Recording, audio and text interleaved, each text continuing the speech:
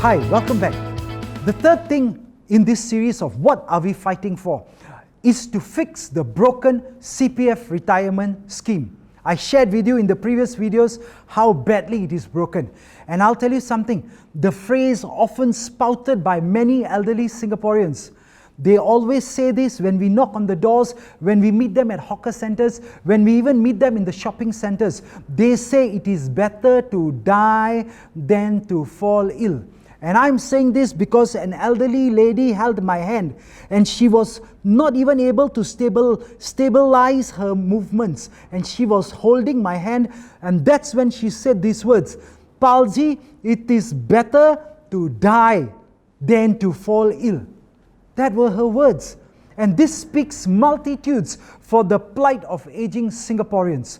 Not only must they toil into their twilight ages, into their twilight years, they fear being a financial burden to their children, to the sandwich generation. And it should not come as a suspense. It should really not come as a suspense or even a surprise then that the suicide rates among Singapore's elderly citizens have leaped up very high. And we here in SDA, we propose a tweak on the CPF system so that senior citizens receive their full CPF savings in full. I repeat, the full CPF savings upon hitting the retirement age, currently at 62.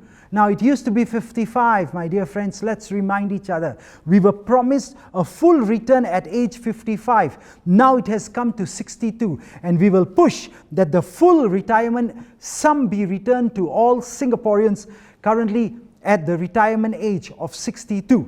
We propose that a component be reserved for MediSave and MediShield Life so that the elderly have resources in reserve to fund the emergency healthcare cost. Of course, we will take care of that. And in addition, with the government serving as a custodian of the people by offering financial assistance to the elderly who fall in between the cracks.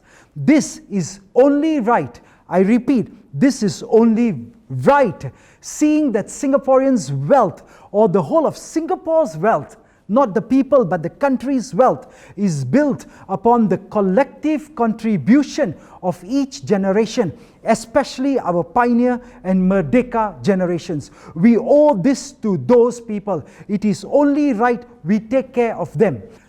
In this way, our elderly Singaporeans will be able to retire with dignity. In this way, our elderly Singaporeans will benefit from social safety nets in place. And in this way, you and I can be rest assured that when we also reach this elderly retirement age, there will be something in place to take care of us. That every month, elderly Singaporeans only get about $500. But let me also share with you how much household budget is really needed to meet the basic needs in Singapore today. And this is very important because then you compare that with 500 given out. Is that enough to meet the needs of our Singaporean families? Now, if it is a single elderly household, they need about $1,379 per month. Think about that. Number two, if it's just an elderly couple, households with just an elderly couple, they need about $2,351. So the single elderly household needs $1,379. But if it's a couple, elderly, they need about $2,351. And if it is a single person, just age 55 to 64, not reaching that 65 years of age, they need about $1,721 a month. So think about $500 that is coming out from CPF every month. How will it ever be enough to meet the very basic needs? And this is what we are fighting for. The next policy that we're really going to fight for is, especially for the PMETs, our working class Singaporeans, and especially those of you who are middle-aged and are finding it very difficult to find new jobs. Because we're going to fight for good jobs for all Singaporeans by curbing irresponsible immigration policies. Now, the SDA proposes stricter qualifying criteria and regulations for local firms to seek the hiring of foreign working professionals. We will press for tightened quotas on the number that a company can hire, and that these foreign working professionals come from universities on a Singaporean accredited list of universities. And at the same time, we will demand tighter labor audits on companies to ensure that rogue companies do not get away with hiring phantom local staff to boost their army of cheap labor that's coming in from foreign lands. And this is so important because so many of you Singaporeans are always complaining, and we understand your pain.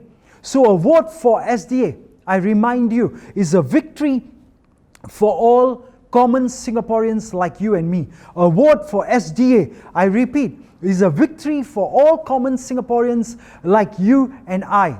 The only way to improve the plight of Singaporeans is to have all of you vote us good leaders in. Good leaders who understand your needs. Good leaders who care for people. Good leaders who will be there with you all the time. Leaders like us who will listen. Leaders like us who will involve the people. Leaders like us who will challenge the PAP-led government to correct the bad policies that are resulting in the suffering faced by Singaporeans today. Leaders who will be there to make your life better, better and better. And leaders who focus on helping people succeed. Now, SDA leaders have strong foundations in the community. We have been serving residents, as I shared earlier, in Pasir Ris Punggol for the last 13 years in a row. Whether it's medical aid, legal aid, or daily lunch boxes that are going out to residents. And there are 7 stations we have already set up throughout Pasir Ris Punggol to help needy and elderly residents with daily lunch over the last 5 years. And to the best of my knowledge, more than 3.5 million lunch boxes have been distributed in the last 5 years alone. And remember, this is without any funding or any resources allocated by the government. And if we get into Parliament, if we get elected, if we get your support, we will be able to scale up all our activities to serve even more Singaporeans like we have been doing in the last 13 years in Pasir Ris Punggol. When you elect us into Parliament on this polling day, we will be better able to voice the concerns of the people like you and I in Parliament. We will be better able to challenge the policies which have led to the greatest suffering of all of average Singaporeans like you and me. We will also be able to involve you in policy decisions and champion policies that put Singaporeans first. We hope that you will give SDA your support.